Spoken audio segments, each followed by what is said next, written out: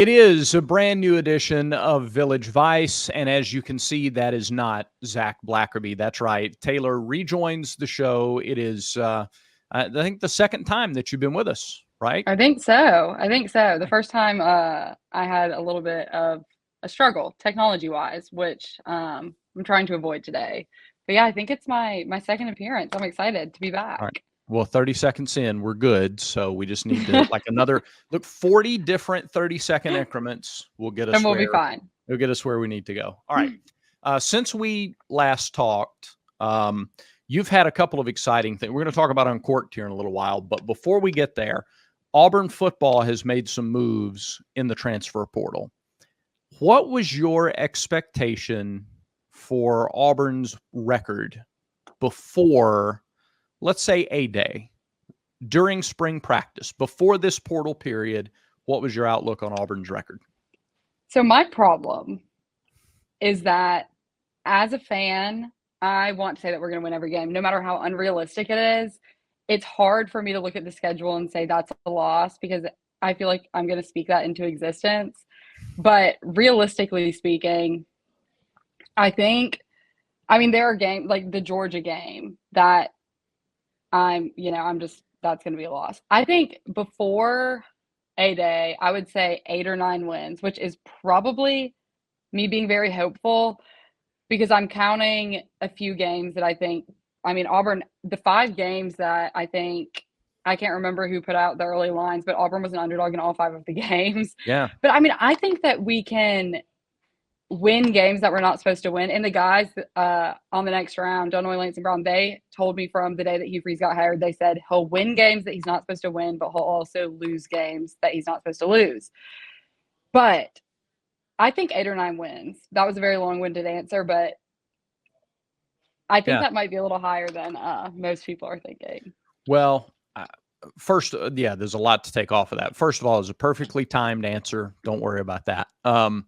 But I think most coaches win games they're, quote, not supposed to win and lose games they're, quote, not supposed to. Most do. There are a few exceptions out there. But even those exceptions, if you look back as they were building a program, as they were building what became powerhouses, they lost games to teams that they weren't supposed to lose to. So right. I mean, it happens. It happens. It happens all throughout sports. Now, maybe it happens less and less as the haves get more and the have-nots get less in the NIL transfer portal era, unless they find a way here in the next couple of weeks to put some regulations on it. But I think that's about everybody. All right. So my question then, my follow-up is, after the additions in the portal, wide receiver, defensive line, edge rusher, in this portal period, I'm not talking about January, but since A-Day, have the additions changed your opinion on what Auburn's record will be this year? I think it gives me more hope that there will be 9 wins. Not drastically. This is where I stand with the roster right now, is that I think that adding Lambert Smith from Penn State, I felt good about our incoming wide receiver class. Obviously, that's what everyone's been talking about. But they are all young. How are they going to transition to the college game? There's no way to tell until they start playing. Everyone is harping, or has been harping the past few months, on the quarterback situation. We get a good wide receiver commit or this transfer, and it's, well, who's going to throw him the ball? So, and you might know this stat off the top of your head, but I remember at the end of the football season, and I found the stat from the Georgia game, but 6 of Peyton Thorne's 9 incompletions hit the hands of a receiver. I don't know if there's a total on the year from that. And so everyone, there are things that he could have done better, but there are things that everyone could have done better. No one plays a perfect game or has a perfect season, but I do think that a lot of his flaws, or a lot of the things that people were frustrated by last season in regards to him, will be helped because he will have better talent around him. Yeah. But I do think bringing in a veteran wide receiver that's, proven that he can compete at this level will be helpful because of how much young talent we have coming in. They're obviously athletes, but having someone that's played played at this level, I think will help them transition. So I feel better about 9 wins. My number didn't really jump. I just feel more confident about the ceiling of the range that I had prior. Yeah. Well, and which is interesting because I think you want to do two things, and this is kind of jargon that has just come up the last few years, but you can help your floor and you can help your ceiling. And I think it absolutely raises the floor by a game or two and might raise the ceiling by a game. I mean, if you have a big edge rusher, a couple of defensive linemen, and that's in addition to all the guys you added in the earlier portal period. 9 wide receivers off last year's team have gone into the portal. Most of them, I think, have found their landing spots, but that's a big change. You bring in these 4 freshmen, but then you also brought in Robert Lewis from Georgia State, who over the course of his career, not in one season, but over the course of his career, racked up 1,000 yards. And Keandre Lambert-Smith, who was the number 1 receiver for Penn State at a team that won 10 games back-to-back years. Now Cam Coleman has some protection. These new guys have some protection. And I think that even if Peyton Thorne didn't improve individually at all, the pieces around him are better than they were a season ago. Offensive line, running back room is unchanged. So you're going to have a natural expectation that there's at least some individual improvement, growth, development. As there should be, or hopefully. Like that's the expectation. If you don't develop at all from one year to the next, whether you're an athlete or just in general, a person, if you don't have some kind of growth and development from one year to the next, either your coaches are stealing money or you're not putting in the work. So you expect there to be a little bit of individual improvement. But even if there's not, the pieces around are better. And that has to be worth a jump somewhere. So this is something else that I was thinking about earlier also. The wide receivers that transferred out in the second transfer window or portal window, that almost gave me not more hope, which I don't know what their situations are. And, everyone's situation is different, but that almost made me think, and I'm a glass half full. I'm going to think of, on the optimistic side of this, but I'm wondering if they saw the talent that we had. I know that Perry Thompson isn't there yet, but the guys that are there now and they practiced with throughout the spring, I'm like, are they thinking I'm not going to get much playing time because I'm seeing how talented the people around me are? Or that's what I would like to believe is happening. And some of them might might not be a good fit, and they might think that, they will have better, different, more opportunities elsewhere. But that is something that popped into my mind. I was like, maybe that's a positive thing that they're seeing how talented these guys are, and they're worried about what their role in the offense would be next season.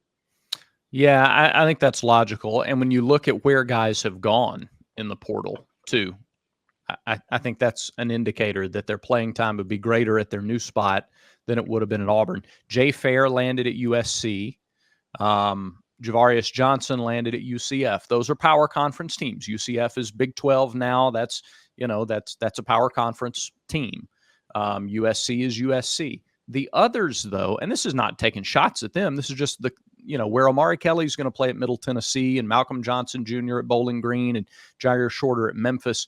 Very clearly, you make the move from Auburn to one of those places, usually because your playing time is going to be greater at those places than it would have been at Auburn. So, yeah, I think it says a lot about at least what the coaches plan to do at that position. And it's very rare. And in fact, it hasn't happened when you look throughout Auburn's history. And if you look throughout Hugh Freeze's history in the stats year by year at Ole Miss and Liberty and Arkansas State, after your top 3, maybe 4 receivers, the number of balls just aren't there. Like you can't spread it around realistically in an even way to 5 or 6 different guys. So if you're not 3 or 4 or comfortable being a 5 or 6, whether you're a true freshman or just really enjoy your college experience and everything about that, and you're secure in where you are, man, the opportunities just aren't there. So I think Right. you're right. I think it does say a lot about what at least the coaches plan to do at the position. And I feel good about it. I'm excited for the season. And something else that it was a quote, I can't remember what the actual quote was, but this is kind of pivoting, but Hmm. topic, the same topic of the transfer portal. I It's not sustainable, the amount of money that people are spending right now. And I feel like I like the way that Hugh Freeze is still spending a decent amount of time developing relationships with the high school players. It's not, a money grab out of the Hmm. portal because sometimes, I don't know how much you're paying, but sometimes these guys have 1 year of eligibility left. So you're dropping thousands of dollars on a player that will be there for 1 year. But I do feel like at some point when all of this gets sorted out and however that might be, which Hmm. what's the right way, I don't know. And I don't know if anyone knows. But once that gets sorted out, I think that that's going to be such a valuable thing because think about, like Ole Miss's roster it is a transfer portal roster, which Yeah. isn't, I'm not saying that's a bad thing, but how many seasons in a row are you going to be able to spend that amount of money? So I liked whatever the quote was. It was along the lines of what I'm saying, but I liked that he's still putting time and effort and focusing on that because I do Yeah. think at some point it's not going to be what it is right now. Hmm.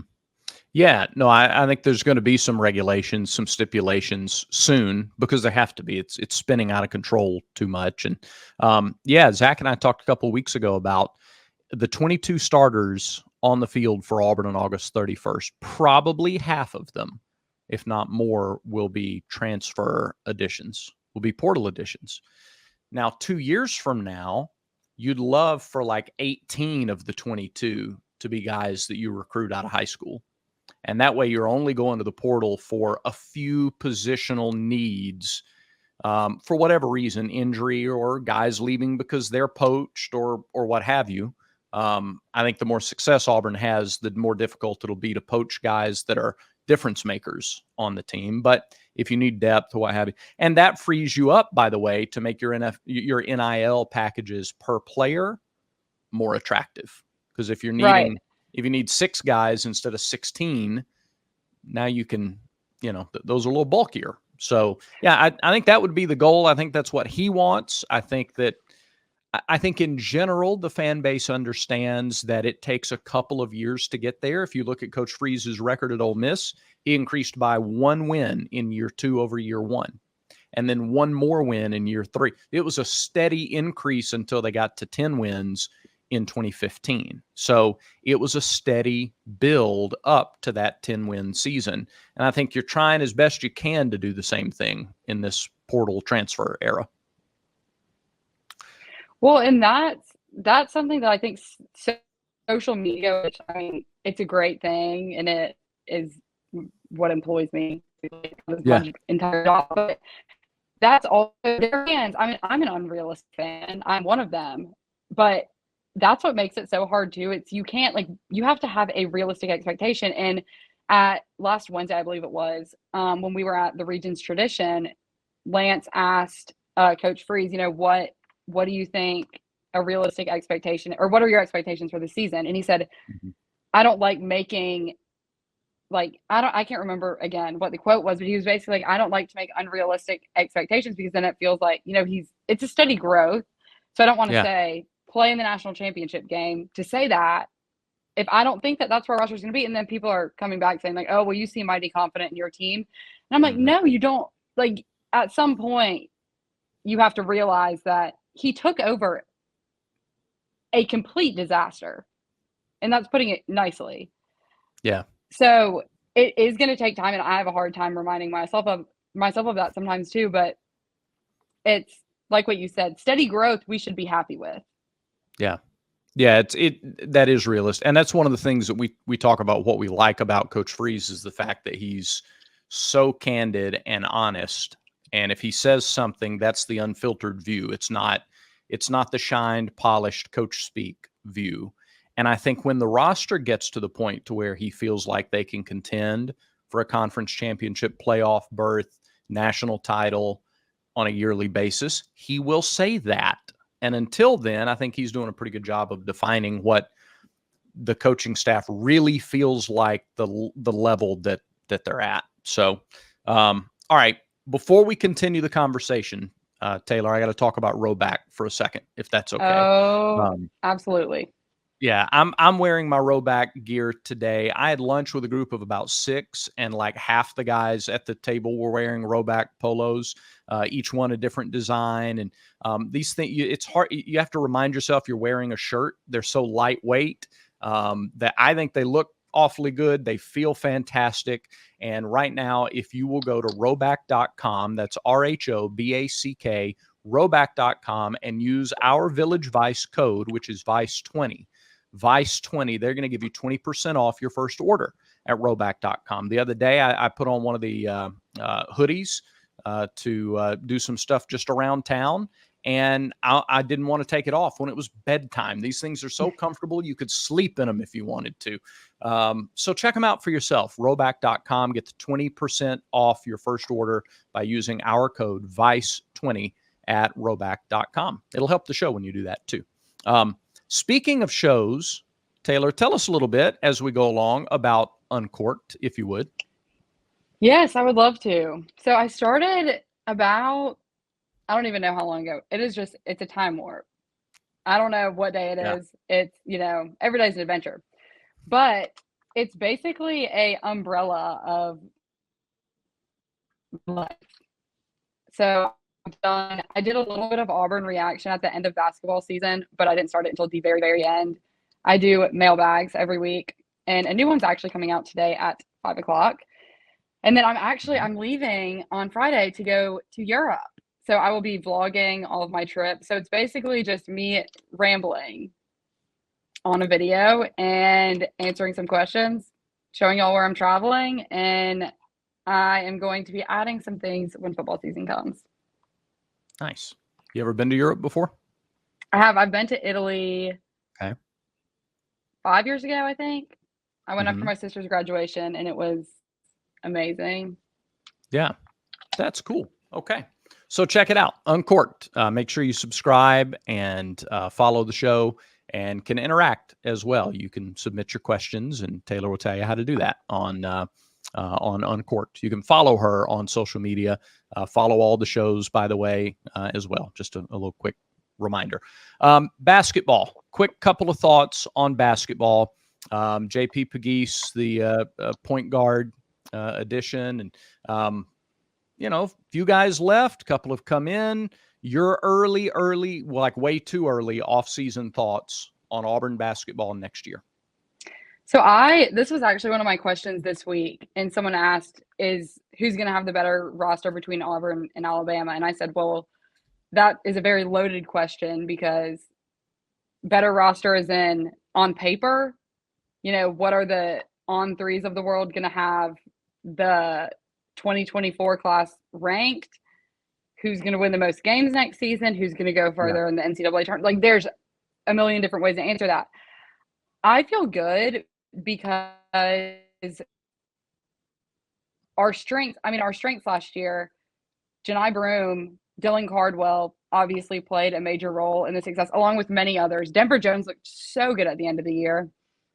And I think that we don't have to worry about how the group's going to mesh necessarily. And I like that a lot. I feel like it's not going to be, it's not going to be a melting pot. Obviously, there are going to be additions, and it's not going to be the same exact team as last year, but a lot of the big impact players are familiar with the program. They're familiar with the coaching staff and what their expectations are, how they run things. And that's what I like a lot, just because of how, the guys that are still there are very impactful. And I feel like they're going to have a chip on their shoulder because of how the season ended. They have they have one season left, some of them. So this is and they didn't have to come back. They didn't have to come back if they didn't want to, but they decided to. So I feel like they're going to be motivated. They're going to have a chip on their shoulder. We have a lot of players returning that played together last season, some seasons before. And so I feel good. How many games are they going to win? Lord knows. I don't know. But I am trying to go to the tournament in Hawaii. Are you really? Are you trying to lay the groundwork for that? Okay. So my mom's a Michigan State fan. And that's the card that I'm going to play. Okay. So they're out there. Are they out in the Maui Invitational too? I didn't know. They are. I hadn't looked at the whole field. Okay. They are. But yeah, so I feel good is what I'm going to say. But it's just so hard. It's so hard because at the end of the season, you don't know what's going to happen. Auburn lost 3 guys, and I think it was okay with losing all 3. And it gained 1, and it may not be finished yet because I think they've, the chatter is that they've hosted this 5-star forward from Texas. So we'll see what happens there in the next couple of days, but that's something to kind of be on the lookout for.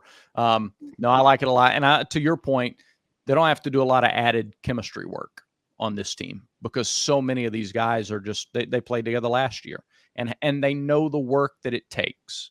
The thing that I'll never forget is Bruce talking about the Jabari and Walker team in October and saying this is the hardest working team in October that I've ever had. And that translated to eventually being number 1 in the country for a couple of weeks and an SEC regular season championship. So what was the best game that you remember going to when you were a student? Oh, probably the atmosphere of the Alabama game. I didn't go to a ton because of the line. But okay. Probably, I don't know if it was my junior or my senior year, or I can probably tell from the record, but one of my last 2 years there, the Alabama game. But I mean, my freshman year was the Final Four run. Mm-hmm. So that I didn't travel as they advanced throughout the tournament, but being in Auburn just in general for the however many weeks, 2 weeks, 3 weeks, however long that run lasted the city was just buzzing. And that, that was the best basketball span. Obviously it was the best in the program history, but that was the best. The town, being out and about in the town was the most fun during that point. The best game, I think, Alabama. Again, I don't remember what year, but that place, I love going to cover games too. It's I try and, not act like a crazy fan. I don't act like a crazy fan because that's not what we're supposed to do. But it's just being in that place Is it tough though? Is it tough to separate being the crazy fan from being the professional? Is it difficult for you? Difficult is an understatement. Okay. I've gotten better. Thank God. Yeah. But it is so difficult. And that Aaron Suttles was up here. This was months ago now, but it was after a loss. I bet it was a basketball loss. And I was just pissed off. And he was like, have you still not realized that you have to separate? You have to have, I can't remember what he called it, basically a barrier between fandom and work. And I was like, my life is it bleeds together. There is no barrier. And I'm slowly trying to build one. The absolute worst that it has ever been was after the Yale game, because I went into the locker room, talked to the players, and then left. And then it was Alabama was tipping off when I walked out of the locker room. And so that was hard because then it's you go into that locker room and it honestly helped. Being around happy people helps because going into the losing locker rooms it's the most depressing thing ever. Oh yeah. Because they don't want to talk to us. And I'm like, if I was in your shoes, I wouldn't want to talk either. Nope. But just give me 5 minutes and I'll get out of your hair. But it's so incredibly hard. Now, not as much as it was 2 years ago, because I've had to learn. It's my job. It is my job. But my personal social media and all that, I don't hold anything back.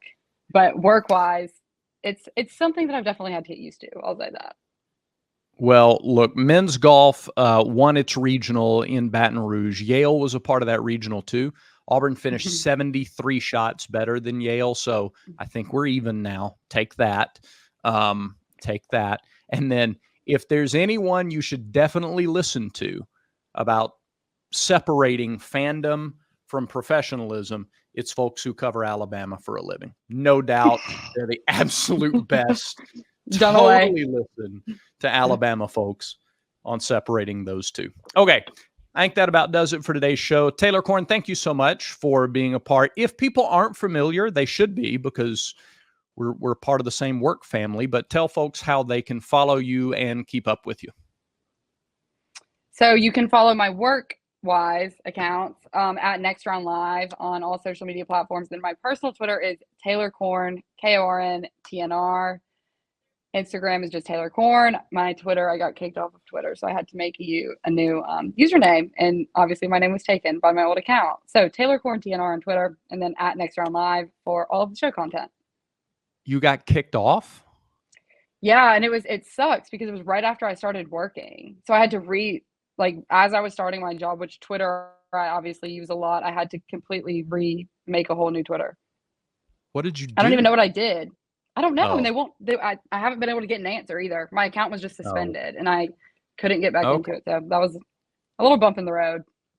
All right. I thought we had some scandalous story that we had never heard before, but no, just okay. No. All right. I wish, honestly. Sure. All right. Give Taylor a follow. Thanks for watching. Thanks for liking, subscribing, and commenting. And remember, until next time, everyone has vices. Make sure Village Vice is one of yours.